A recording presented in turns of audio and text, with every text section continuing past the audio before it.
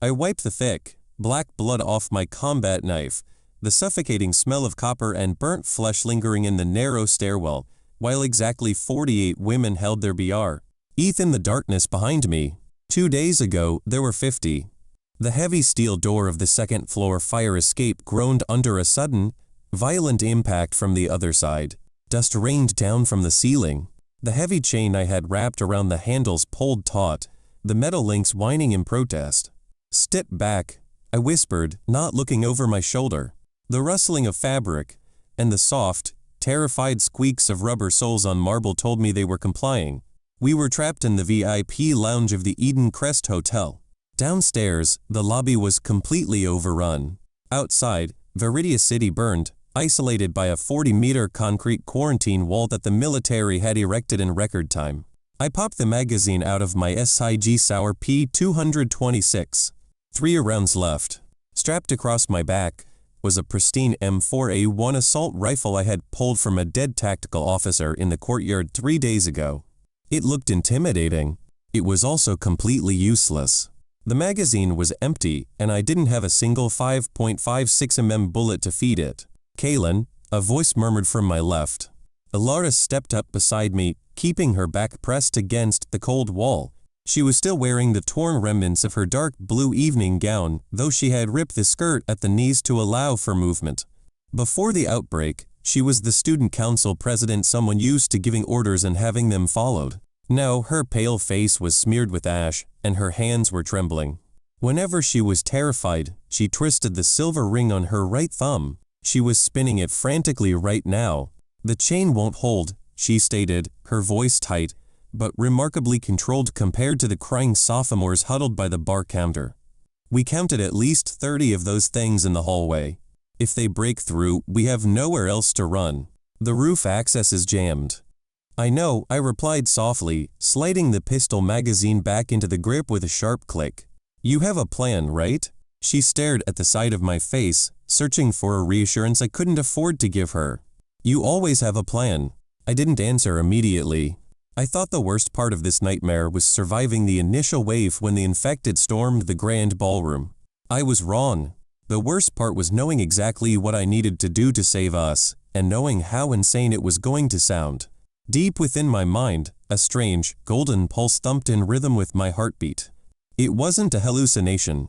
It was something that had fused with my consciousness the moment the EMP bombs detonated over the city 2 weeks ago. A dormant network.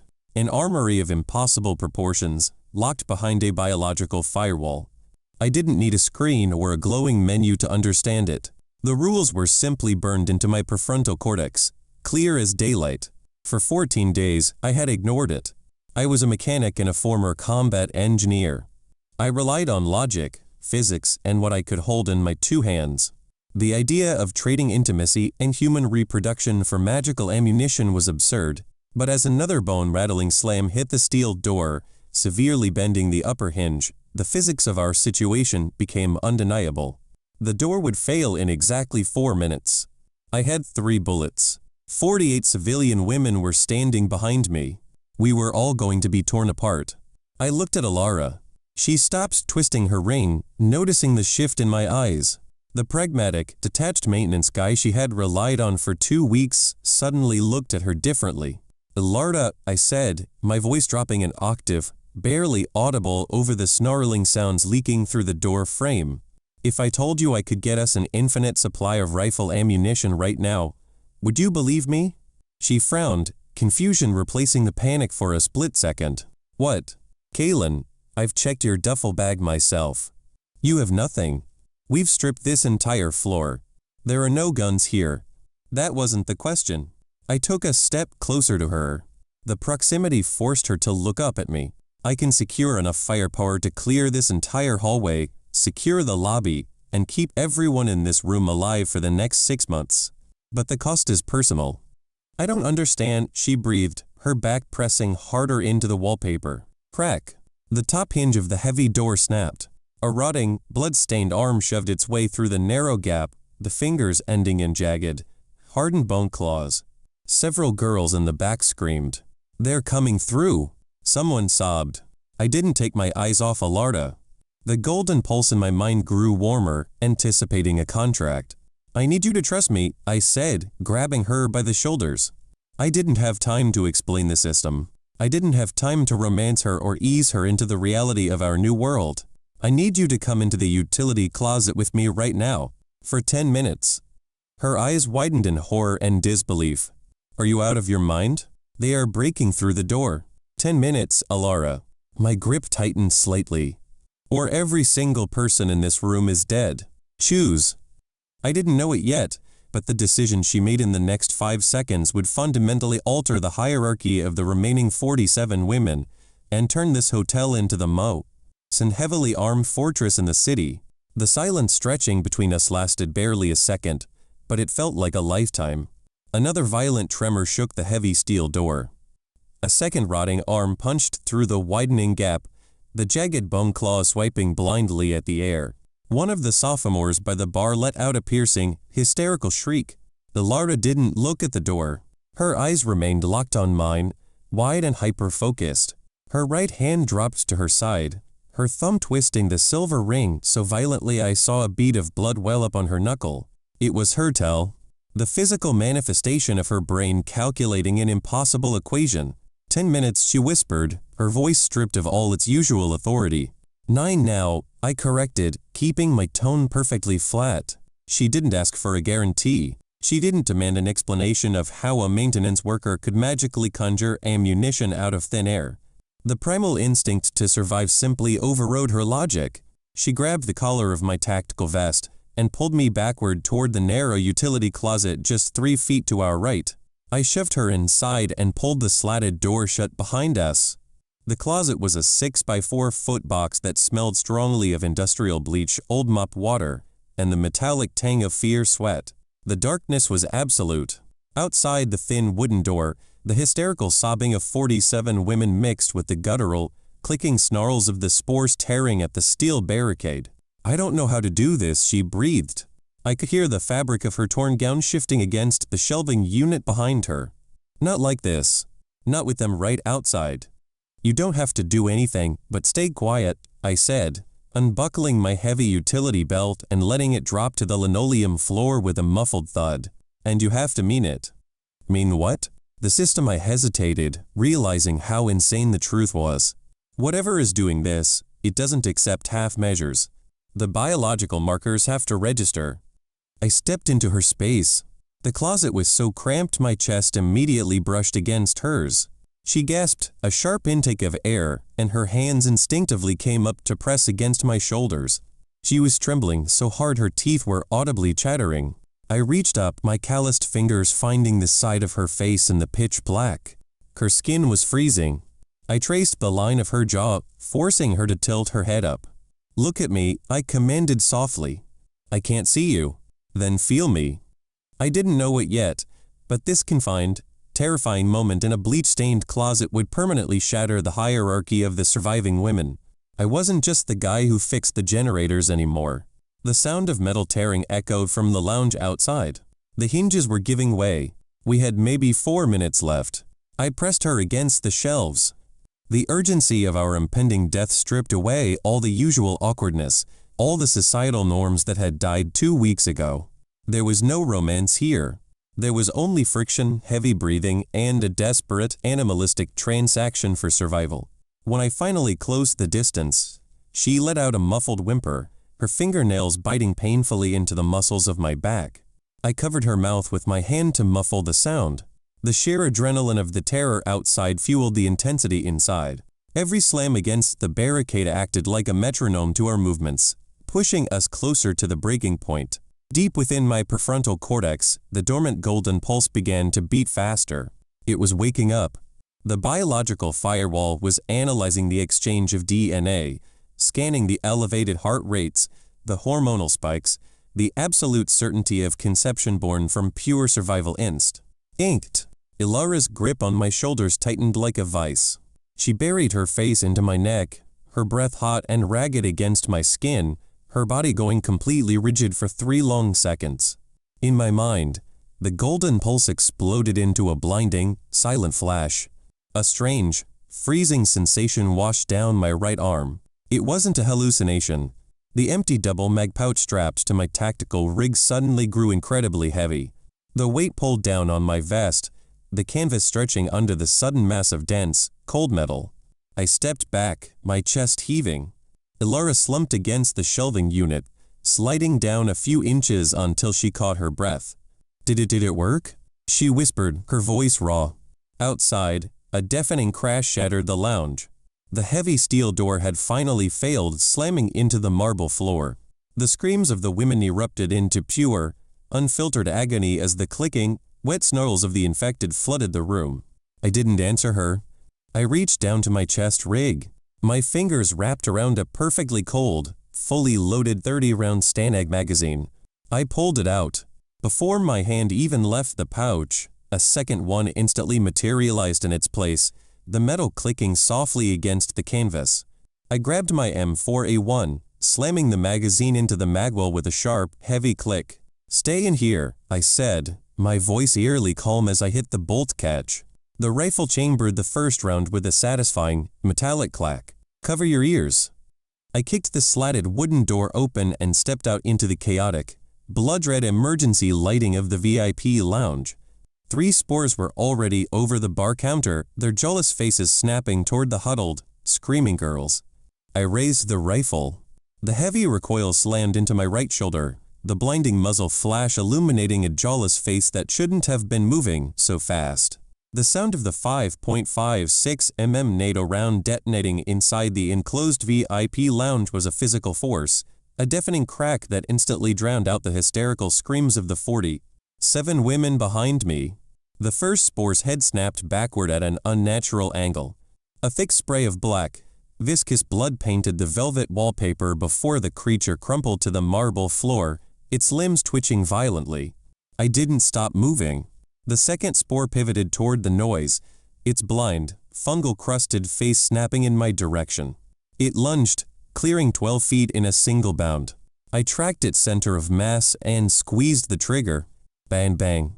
The first round caught it in the collarbone, but the second zipped clean through its shoulder.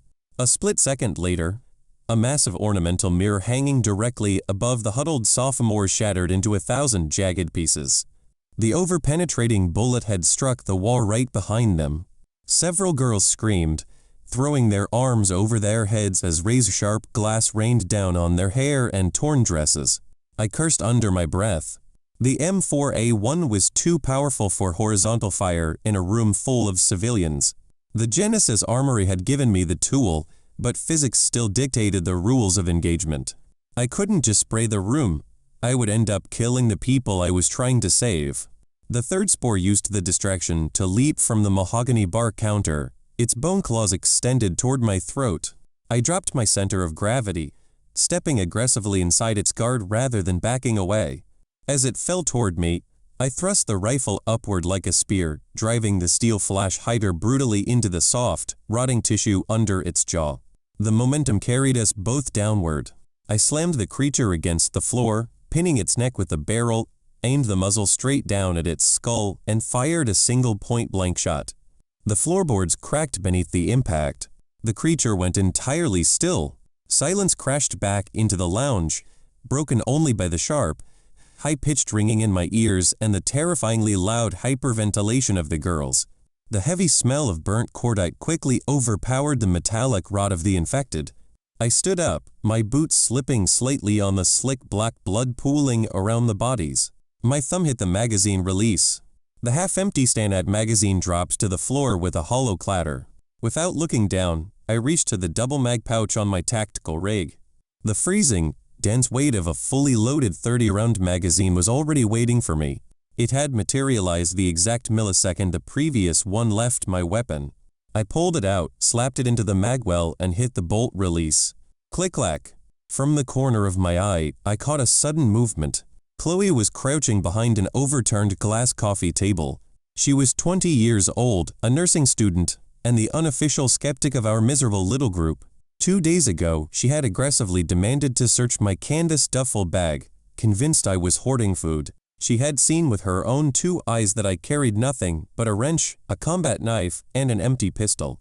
Now her wide, terrified eyes tracked from the smoking barrel of the military-grade assault rifle and my hands down to my chest rig, were 2 pristine magazines set securely in the pouches. Her right hand slowly lifted to her collarbone, and she began to rub the skin there vigorously. It was a nervous tic she exhibited whenever her rigid understanding of reality fractured. She rubbed so hard it left bright red streaks against her pale neck. Where Chloe swallowed hard, her voice a raspy whisper. "Where did you get that?" The heavy, slatted door of the utility closet creaked open behind me. Ilara stepped out into the bloody, flickering emergency lights. Her dark blue evening gown was torn even higher up the thigh now. Her lipstick was smeared, her hair disheveled, and she looked completely physically drained. But as she surveyed the 3 dead monsters and the terrified faces of the women looking at her, a profound shift occurred in her posture. She didn't look at me. She stepped past my shoulder, placing herself directly between me and the rest of the survivors. "He had a hidden cache," Lara stated, her voice projecting with a practiced, authoritative calm that completely masked the traumatic transaction we had just completed in the dark. "In the maintenance vents. He was saving it for a breach." No one moved. No one spoke. For the last 2 weeks, Lara's word had been absolute law. If the student council president said the sky was red, the group believed her. But Chloe's hand didn't stop rubbing her collarbone. Her eyes narrowed just a fraction of an inch. She was pragmatic. She knew the air vents in the Eden Crest were exactly 6 inches wide. An M4A1 and a tactical rig didn't fit in a 6-inch pipe. She looked at Alara's disheveled state, then at the heavy, freezing magazine strapped to my chest. I didn't know it yet, but Alara's smooth lie had just planted the seed for a very dangerous mutiny. I ignored the shifting hierarchy. My eyes were fixed on the gaping black hole where the heavy steel fire door used to be. The hallway beyond was pitch black, thick with dust and the smell of mold. "Get everyone away from the center of the room," I ordered, my voice cutting through the tension. "Move to the reinforced corners. Now." "The breach is clear," Alarda argued softly, turning back to me. "You killed them." "I killed the scouts," I corrected, raising the rifle and leveling it at the dark doorway. "And I just fired a military rifle in an enclosed concrete structure." I thought the worst part of the night was the door breaking. I was wrong. The real nightmare was the echo. Deep in the belly of the hotel, a new sound began to rise. It wasn't the clicking, erratic snarling of standard spores. It was a low, vibrating roar that rattled the crystal droplets of the chandelier above us. The gunfire hadn't just secured the room, it had acted as a dinner bell for every infected within a 5-block radius. Thud. The floorboards beneath my boots trembled. Thud. Heavy, methodical footsteps echoed from the darkness of the hallway. Whatever was approaching didn't scramble or crawl like the others. It walked with the crushing weight of a bulldozer. A massive silhouette eclipsed the dim emergency lighting in the corridor. It was 8 feet tall, its swollen, mutated arms entirely fused with jagged chunks of concrete and twisted rebar remnants of a barricade it had simply absorbed into its flesh. A juggernaut. The creature lowered its massive, armor-plated head and stepped through the broken door frame, its pure white, pupilless eyes locking directly onto me. Sparks showered the dimly lit VIP lounge as my first 3 rounds ricocheted violently off the juggernaut's chest. The 5.56 mm NATO bullets struck the thick slabs of concrete and twisted rebar fused into its rotting flesh, leaving nothing but shallow white craters. The creature didn't even flinch. It let out a deafening, vibrating roar that shattered the remaining intact windows of the lounge and charged. "Get down," I barked, backpedaling rapidly across the slick marble floor. The juggernaut swung its massive right arm.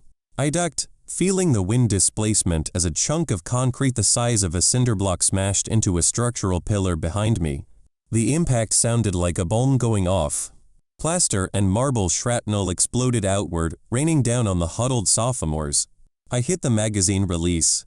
The half-empty Stanek drops to the floor. Without looking, I reached to my chest rig. The freezing, dense weight of a fresh 30-round magazine was already waiting. I slapped it in, slammed the bolt catch, and raised the weapon. Standard center mass shots were entirely useless. The creature had essentially weaponized its own mutation, absorbing a barricade to create biological body armor.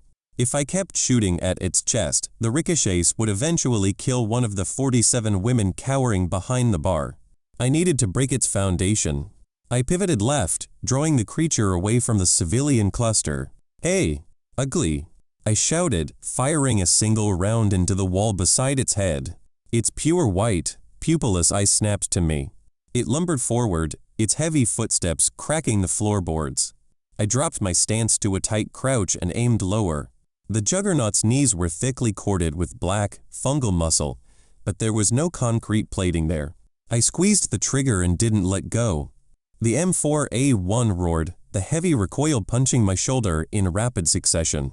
I dumped the entire 30-round magazine in less than 4 seconds, walking the line of fire horizontally across both of its shins and kneecaps. Flesh tore. Black blood sprayed across the mahogany bar. The creature shrieked, its massive forward momentum suddenly betraying it as its shredded right leg buckled inward. It crashed to the floor, sliding violently across the marble and slamming into overturned glass coffee tables. I ejected the spent magazine. It clattered to the floor. Underneath a nearby overturned table, Chloe was curled into a tight ball, her hands clamped over her ears. But her wide, terrified eyes were fixed firmly on my hands. She watched the empty magazine fall. She watched my hand go to my tactical rig. She watched me pull out another completely pristine, fully loaded magazine. Her right hand slowly moved to her collarbone, rubbing the skin there so fiercely it was already turning an angry shade of purple. I knew exactly what her analytical nursing student brain was doing. She was counting. I had just dropped my third magazine. She had searched my bag 2 days ago. She knew I only had 2 pouches on my rig. The math was breaking her reality. I ignored her, racking the bolt of the rifle as the crippled juggernaut thrashed on the ground, trying to drag its massive upper body toward me using its concrete-fused arms. It was slow now. I stepped around its sweeping, blind strike, vaulted onto the edge of a heavy leather sofa, and looked down at its exposed back. The fungal plating was thinner near the base of its skull. I pressed the steel flash hider directly into the soft, rotting tissue at the back of its neck, angled the barrel upward to avoid overpenetration, and pulled the trigger twice. The creature's spine severed with a wet crunch. Its massive body seized violently for 2 seconds before collapsing flat against the ruined floor. Silence crashed over the room again, heavy and ringing. For a long moment, the only sounds were the ragged hyperventilation of the girls and the soft, metallic tink of hot brass casings rolling across the floorboards. The acrid smell of gun smoke was so thick it burned the back of my throat. "Is it dead?" A voice whimpered from the back of the room. Ilarda stood up from behind the bar counter. She was shaking, her thumb desperately twisting the silver ring on her right hand, but she forced her shoulders back. "Stay down," she ordered the girls, her voice tight but projecting well. "Nobody moves until he says it's clear." She looked at me. The shared memory of the suffocating, dark utility closet hung between us for a split second, an invisible wire connecting the impossible weapon in my hands to the desperate transat. CDon we had just made. She swallowed hard and looked away. I kept my rifle trained on the dark doorway, but nothing else came through. The heavy gunfire had drawn the juggernaut, but it had also seemingly cleared the immediate vicinity. I lowered the weapon and crouched beside the massive corpse. I thought the worst part of the night was the door breaking. I was wrong. The worst part was what I found when I looked closer.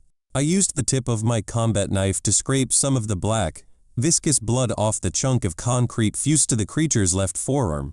Underneath the gore, the concrete was remarkably smooth.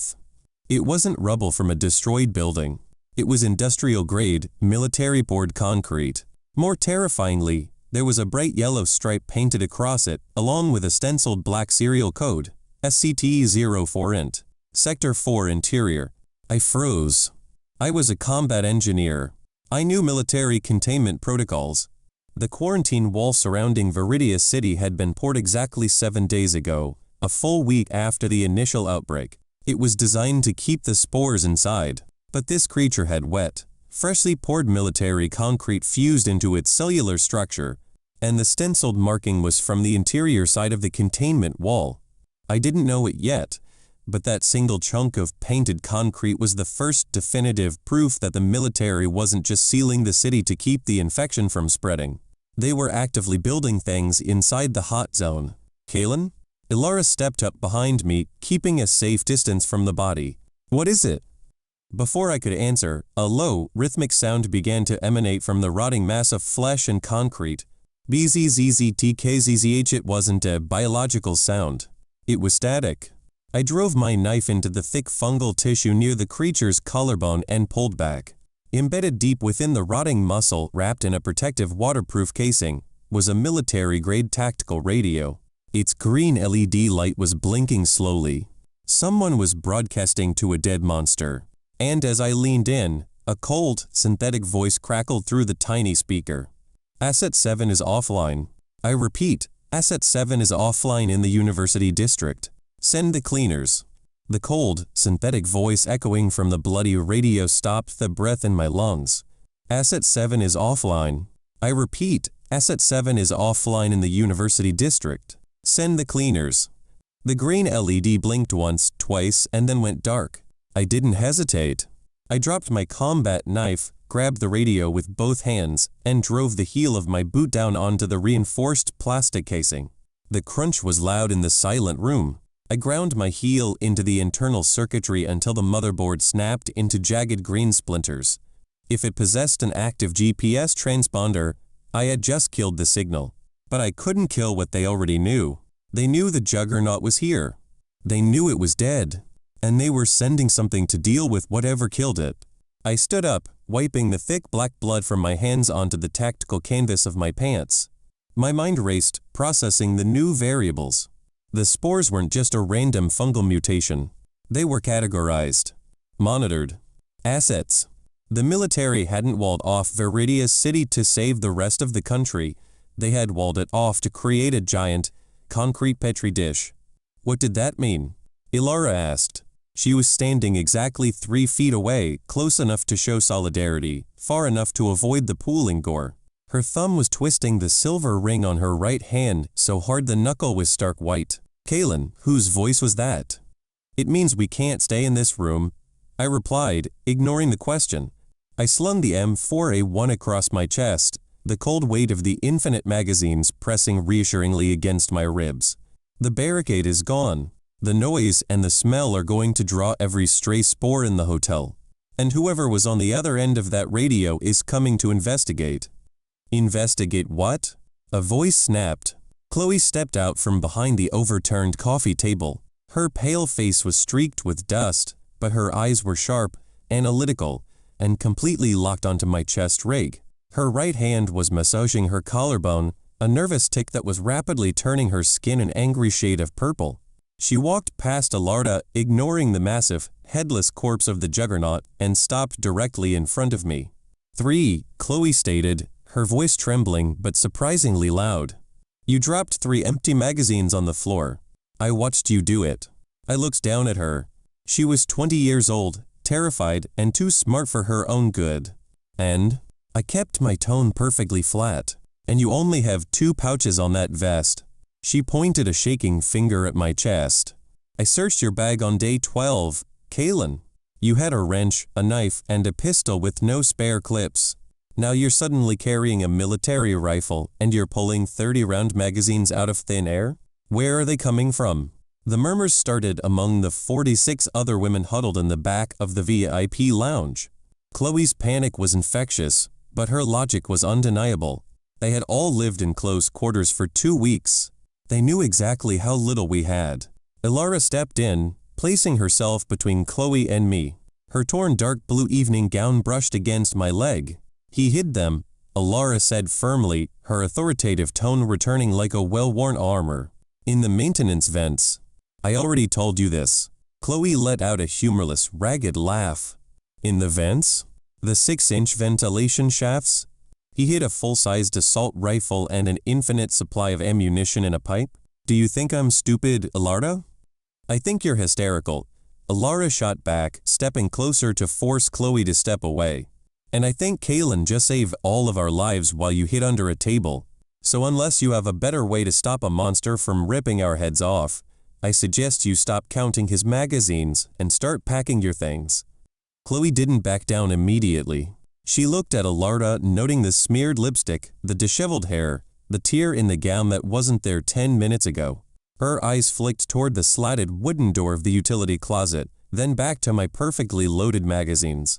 I didn't know it yet, but Chloe's nursing background allowed her to recognize the physiological signs of adrenaline and biological flush in Alara. The math in her head was calculating a new, far more disturbing equation. "Fine," Chloe whispered, her hand dropping from her bruised collarbone. She took a slow step backward. "But whatever deal you two just made, it's going to get us all killed. Pack everything you can carry," I announced to the room, cutting off any further debate. "Food, water, blankets. We leave in exactly 3 minutes. We're moving up to the 7th floor." The girls scrambled, propelled by the sheer terror of remaining in a room with 3 dead spores and a headless juggernaut. I walked past Alara, giving her a brief, silent nod. She had protected the secret of the Genesis armory. If the group knew the truth that my ammunition supply was tied to expanding a bloodline, the fragile social order would instantly collapse into chaos, jealousy, or violent mutiny. I stepped over the shattered glass and approached the massive, floor-to-ceiling windows of the lounge. The glass had been blown out by the juggernaut's roar, letting the cold, ash-filled wind of Veridia City sweep into the room. I looked out over the ruined skyline. The city was burning. Plumes of thick black smoke rose from the financial district, painting the night sky an ugly, bruised purple. The 40-meter concrete quarantine wall loomed in the distance, a dark ring sealing our tomb. But my eyes weren't on the horizon. They were drawn to the empty, debris-filled street directly below the Eden Crest Hotel. For 2 weeks, the streets had been erratic, swarming with twitching, mindless spores. Now, the street was completely empty. Then I saw the lasers. 4 distinct, bright red beams cut through the thick, smoky air, sweeping methodically across the pavement. They weren't moving with the frantic energy of survivors. They moved with absolute, synchronized military precision. From the shadows of a burned-out transit bus, a figure emerged. It wasn't a soldier. It was a humanoid machine, completely encased in matte black, non-reflective armor. Its head was a featureless dome of dark glass, and in its hands, it held a suppressed, heavy-caliber energy rifle that glowed with a faint, deadly blue light.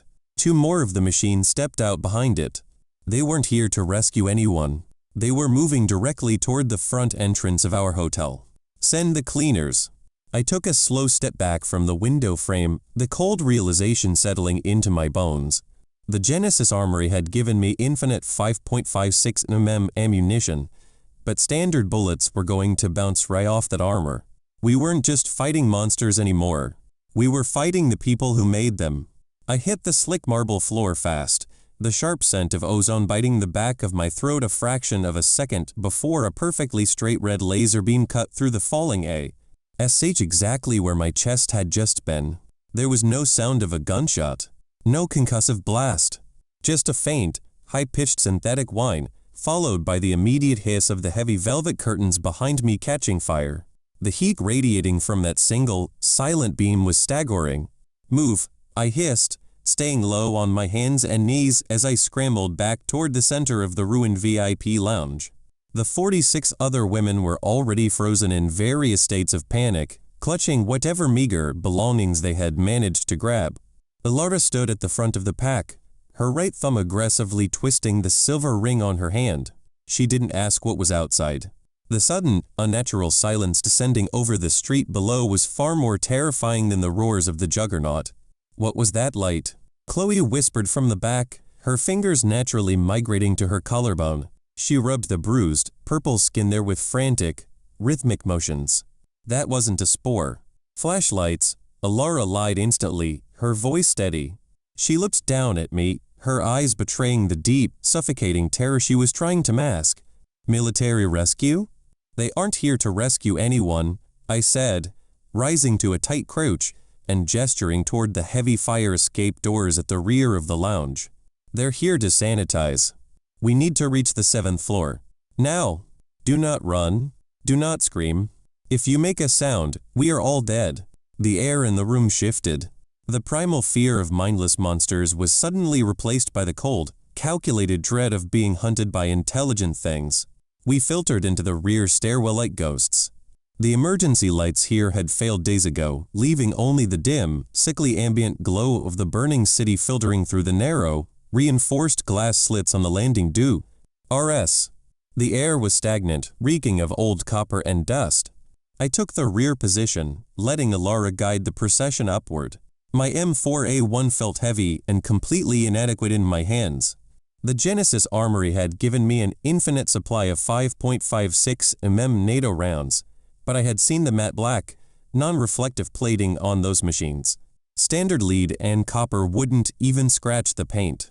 I needed an equalizer. I needed physics. We made it to the third-floor landing when the first metallic thud echoed from the bottom of the stairwell. It wasn't the frantic, scrambling clawing of a spore. It was a heavy, perfectly synchronized step. Then another, and another. They had breached the ground floor lobby. "Keep moving," I whispered sharply upward to Alarda. "Don't stop until you reach room 714. "What are you doing?" Chloe's voice drifted down from the darkness above. She had stopped on the fourth-floor landing, leaning over the rusted railing, her eyes trying to pierce the gloom to watch me. Buying time. I didn't wait for her to argue. I stepped out onto the third-floor landing and pushed the heavy door open, stepping into the massive, open-air atrium of the hotel's lower levels. From here, I could look directly down onto the grand staircase connecting the lobby to the second floor. 3 sweeping red lasers cut through the darkness below. They moved with absolute, terrifying efficiency. They didn't check corners. Their domed, featureless glass heads simply snapped to structural blind spots, their internal sensors likely scanning for thermal signatures. I thought standard military protocol was designed to contain the infection. I was wrong. It was designed to erase the evidence. I raised my rifle, but I didn't aim at the machines. I aimed straight up. Hanging directly above the grand staircase was a massive, 3-ton crystal chandelier suspended by a thick, braided steel cable anchored into the concrete ceiling. If I couldn't pierce their armor, I would drop the building on them. I took a breath, steadied my stance, and pulled the trigger. The roar of the assault rifle in the cavernous atrium was deafening. I dumped half a magazine directly into the steel anchoring bracket. Sparks showered the darkness like a violent firework display. The first 20 rounds chewed through the concrete base. The next 10 shredded the braided steel. With a metallic screech that resonated in my teeth, the bracket snapped. The 3-ton chandelier plummeted. It struck the center of the grand staircase with the force of a localized earthquake. Marble shattered into thousands of jagged shrapnel pieces. A massive cloud of white plaster dust and debris billowed upward, completely blinding the lower levels. The entire hotel shuddered beneath my boots. I hit the magazine release, letting the half-empty mag fall away, and instantly pulled a freezing, full replacement from my chest rig. A partial win. I had crushed the main path up. But as I turned back toward the stairwell, a bright blue flash illuminated the dust cloud below. There was no sound, only the sudden, violent displacement of air. A heavy caliber energy pulse tore through the floorboards just 3 inches from my left boot, completely vaporizing a perfectly circular hole through 6 inches of reinforced concrete. The heat was so intense it instantly singed the hair on my arms. They weren't crushed. They were shooting blindly through the floor, calculating my position based entirely on the trajectory of my bullet casings. I scrambled back into the stairwell, slamming the heavy fire door shut just as a second blue pulse melted straight through the steel frame where my hand had rested a second prior. I took the stairs 2 at a time, my lungs burning, the heavy, metallic, synchronized footsteps already adjusting, finding a new path. They were moving toward the elevator shafts. I reached the 7th-floor landing, shoving the door open. The corridor was bathed in pitch blackness. 47 terrified women were huddled in the darkness, their breathing ragged and shallow. Laura was standing by the door to room 714, her hands shaking as she fumbled with a master keycard. "Get inside," I ordered, my voice tight. "What happened?" Chloe demanded, stepping out of the shadows. She wasn't rubbing her collarbone anymore. She was staring at the smoking, melted patch of nylon on the side of my tactical pants. "Kaelen, what is down there?" Before I could answer, a deep, Resonant golden throb exploded in the center of my prefrontal cortex. It was so intense I physically stumbled, my shoulders slamming heavily into the floral-patterned wallpaper of the corridor. The biological firewall wasn't just dormant anymore. It was reacting to the spike in my adrenaline, calculating the threat level of the energy weapons that had nearly vaporized me. It was adapting. The parameters burned into my mind, as clear and absolute as a terminal command. I slowly lifted my head, my vision swimming slightly from the mental intrusion. I looked down the dark corridor. I looked at Alara, whose face was pale and slick with cold sweat. And then I looked at Chloe, whose sharp, analytical eyes were watching my every move, still completely unaware of the horrifying mathematics required to keep her alive. 11 minutes. Down the hall, the heavy steel doors of the 7th floor elevator shaft began to emit a faint, high-pitched synthetic whine. The metal began to glow a dull, terrifying cherry red from the inside. They were burning their way up. The heavy steel doors of the 7th floor elevator shaft whined with a deafening, high-pitched frequency as the metal began to warp inward. A blistering cherry red ring formed around the center seal, the intense heat instantly bubbling the cheap beige paint and filling the corridor with the suffocating stench of burnin' industrial grease. They weren't taking the stairs. They were simply vaporizing the elevator car to create a direct vertical shaft. The glowing numbers burned into my prefrontal cortex didn't leave room for debate. Time limit until host termination. 11 minutes. Open the door. I barked at Alarda, my voice dropping the calm facade I had maintained for 2 weeks. Her right thumb frantically twisted the silver ring as she slammed the master keycard against the electronic lock of room 714.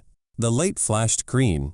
She shoved the heavy wooden door open, and the 45 terrified women practically trampled each other to get inside the pitch-black suite. I didn't follow them immediately. I turned to Chloe. She was standing near the doorway, her wide eyes locked onto the melting elevator shaft down the hall. Her right hand was vibrating against her collarbone, rubbing the bruised purple skin in a rapid, self-soothing rhythm. "Chloe," I said, stepping into her line of sight. She blinked, snapping her attention to me. "We need to barricade the door. We need to move the beds, Kaelen. They're going to break through." "A bed isn't going to stop a thermal laser." I cut her off, grabbing her left wrist. My grip was tight, uncompromising. "You're coming with me." "What?" "No." She tried to pull back, planting her feet on the ugly floral carpet. "I need to stay with the group." "What are you doing?" I didn't argue. I pulled her into room 714, pushed past the huddled mess of sobbing girls in the living area, and dragged her straight into the ensuite master bathroom. I shoved her inside and slammed the heavy oak door shut behind us, locking the deadbolt with a sharp click. The bathroom was entirely windowless. The darkness was absolute, thick with the smell of old dust and expensive lavender soap. "Let go of me," she hissed, her voice a ragged, terrified whisper as her back hit the cold ceramic tiles of the shower enclosure. "Are you out of your mind? There are machines melting the floor outside and you pull me into a closet?" 9 minutes, I said, my voice completely flat, devoid of any panic. I stepped closer, boxing her in so she couldn't bolt for the door. In the pitch black, my senses heightened. I could hear her rapid, shallow breathing. I could hear the frantic friction of her fingers rubbing her collarbone. "Listen to me very carefully," I said, keeping my tone low enough that the girls in the next room couldn't hear. "Standard bullets do not pierce Class Roman IV military armor. The rifle I have is completely useless against what is coming up that elevator shaft. If I walk out there with 5.56 rounds, we are all dead in exactly 8.5 minutes. Then why are we in here?" she cried, her voice cracking.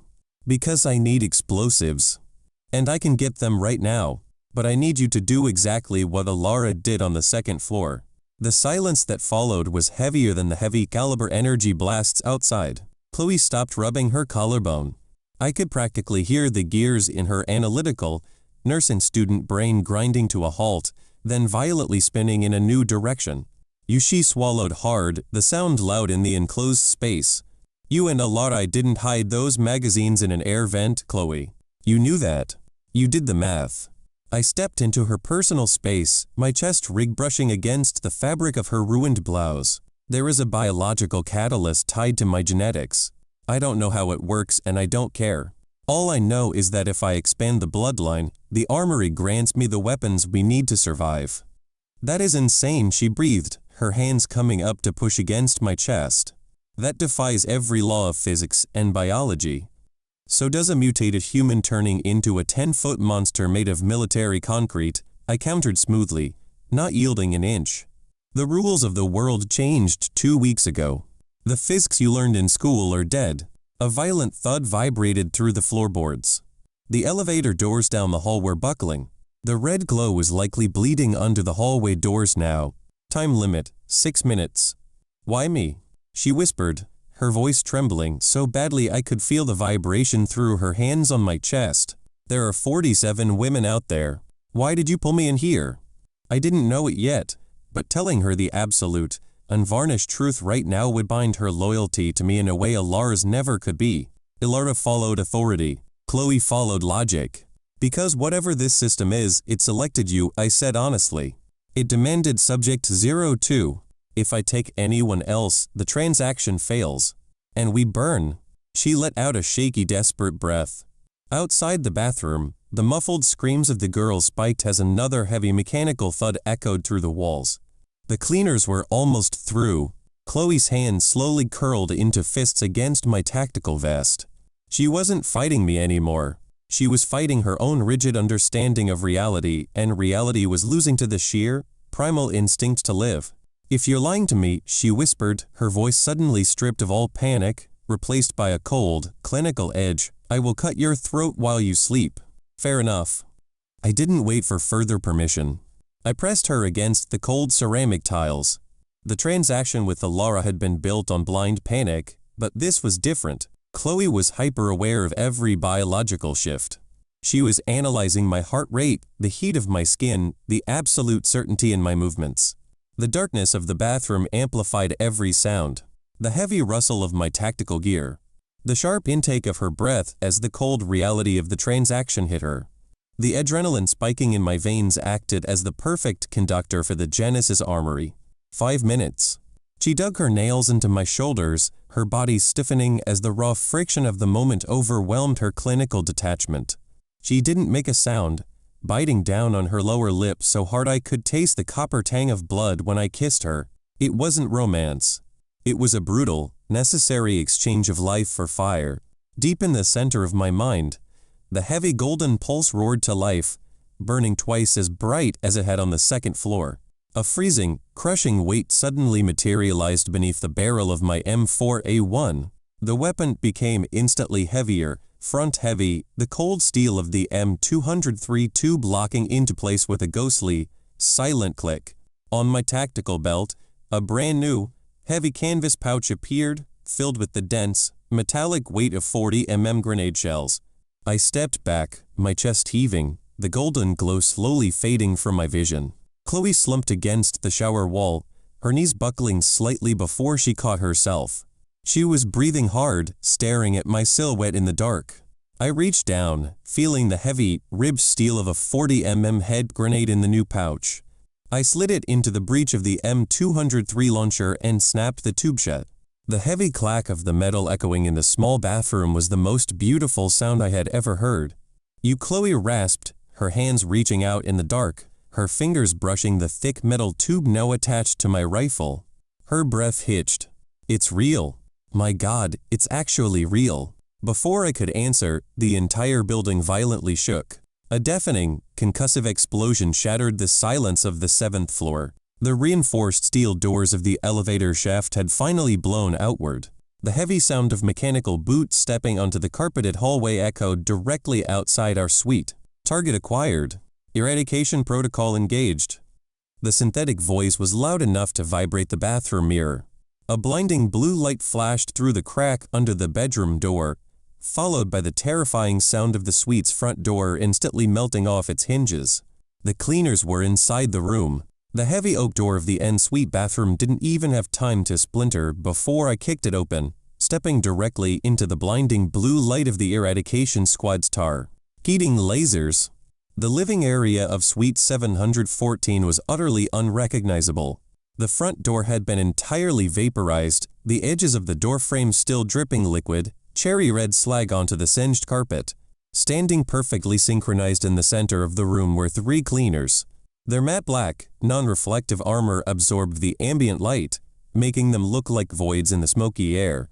45 terrified women were huddled behind the overturned king-sized bed in the adjacent room, screaming as the machines raised their heavy-caliber energy rifles. They were fast. Their domed, featureless glass heads instantly snapped toward my sudden movement, calculating my threat level in a fraction of a millisecond. But physics didn't care about their calculation speed. I didn't bother aiming down the sights. I dropped to one knee, pointed the thick steel tube of the M203 underbarrel launcher at the chest of the center cleaner, and pulled the secondary trigger.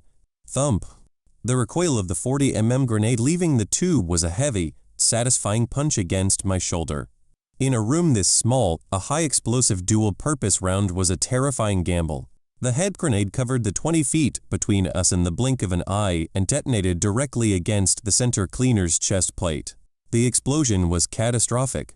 A blinding flash of white-hot fire instantly vaporized the oxygen in the room. The concussive shockwave hit me like a physical wall, throwing me backward. My shoulders slammed painfully against the bathroom door frame, the breath violently expelled from my lungs. Every window in the suite blew outward simultaneously, showering the dark streets of Veridia City with thousands of glass shards. The sound was beyond deafening. It was a physical pressure that ruptured the silence and left a high-pitched, agonizing ringing in my ears. Thick, choking gray smoke instantly filled the suite. The sprinklers overhead triggered, spraying cold, rusty water down onto the ruined furniture and the smoldering carpet. I didn't stay down. I forced myself to my feet, coughing violently, my vision swimming. I hit the release latch on the M203. The smoking, empty 40mm aluminum casing popped out and clattered to the wet floor. I reached to the heavy canvas pouch on my belt, pulled a fresh, freezing cold head round, and slid it into the tube. Clack. I stepped into the smoke, raising my rifle. "Stay down," I shouted, my voice raw and barely audible over the hissing water and the ringing in my ears. As the smoke began to clear, the devastation became visible. The center cleaner was completely gone. Its upper torso had been reduced to scattered, burning shrapnel embedded in the walls. The other 2 had been violently thrown to opposite corners of the room. One was pinned beneath the collapsed section of the ceiling, its armor cracked and leaking a strange, thick black fluid. The third one, however, was still moving. Its left arm had been blown off at the elbow, sparks violently showering from the exposed joint, but it was slowly, mechanically forcing itself up from the ruined carpet. Its featureless glass dome locked onto me. The blue glow of its energy rifle began to whine, charging for a shot. I didn't use the grenade launcher this time. At this range, a second explosion would bring the entire 7th floor down on our heads. I switched to the M4A1's primary trigger, aimed at the massive, jagged crack the explosion had left in its chest plate, and dumped half a magazine of 5.56mm NATO rounds directly in. To the fissure, the armor-piercing rounds tore through the compromised plating. The cleaner jerked violently backward, its internal systems failing in a shower of blue sparks before it collapsed heavily against the wall, sliding down to the floor. Silence crashed over the room, save for the rhythmic patter of the emergency sprinklers. From the bedroom, Alara slowly stood up. She was completely drenched, her torn evening gown plastered to her skin, her face pale as a ghost beneath a layer of black ash. She stared at the smoking craters in the wall and the destroyed, heavily armored bodies on the floor. Chloe stepped out of the bathroom behind me. She didn't look at the destruction. She looked at the thick metal tube attached to the bottom of my rifle, and then she looked at me. Her right hand moved to her bruised collarbone, tracing it softly. The absolute, undeniable proof of the Genesis Armory's impossible transaction was lying dead in front of us. "They're dead," Alara whispered, stepping carefully over a piece of burning debris. You killed them." "We aren't safe yet," I replied, keeping my weapon raised as I approached the relatively intact body of the third cleaner. Something was bothering me. When I shot the juggernaut downstairs, it bled black, fungal blood. But these were supposed to be military machines. Yet, the fluid leaking from the cracked armor of the cleaner penned under the ceiling wasn't hydraulic fluid. It was thick, viscous, and smelled exactly like the rotting copper scent of the spores. I knelt beside the cleaner I had just shot. The black plating was incredibly heavy. I grabbed the edge of the featureless glass dome, dug my fingers into the locking mechanism under the chin, and pulled hard. There was a hiss of depressurization, and the helmet popped off. I thought the worst part of the night was the realization that the military was hunting us. I was wrong. The absolute worst part was looking into the helmet. There were no wires. There was no mechanical motherboard. Inside the suit was a human head. It was a spore, but not a wild one. The rotting, jawless face was covered in the familiar black fungal crust, but thick, surgical steel cables were driven directly into its exposed brain stem and optic nerves. Its eyes had been removed, replaced with advanced targeting optics. The military hadn't just built a wall to contain the infected. They had figured out how to lobotomize the spores, weaponize them, and put them in Class Roman 4 armor to use as an obedient, remote-controlled death squad. "Oh my God," Chloe gasped, covering her mouth as she saw the rotting face inside the high-tech suit. That's a person. An infected person. Before anyone could process the horror, a harsh burst of static erupted from a small, integrated comms unit inside the decapitated helmet. Targeting feed lost on Eradication Squad Alpha. Biosignatures flatlined. The cold, synthetic voice echoed in the ruined, waterlogged suite. Containment breach critical. University district is compromised. Authorized Protocol 0. Thermobaric payload drop on Sector 4, Eden Crest coordinates, in T-10 minutes. My blood ran cold.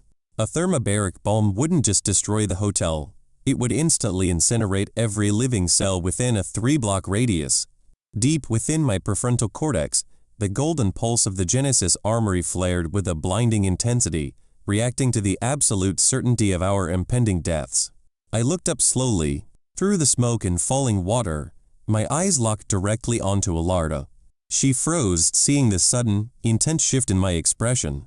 She didn't know what the radio transmission meant yet, but she knew the look in my eyes. It was the exact same look I had given her downstairs right before we stepped into the utility closet. Only this time, a closet wasn't going to be enough. And we had less than 10 minutes before the sky fell on us.